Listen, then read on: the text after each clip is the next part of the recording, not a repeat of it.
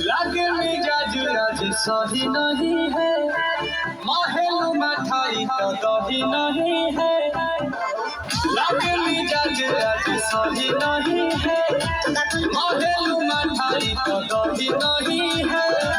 पानी में चीनी से घोले राजा जी।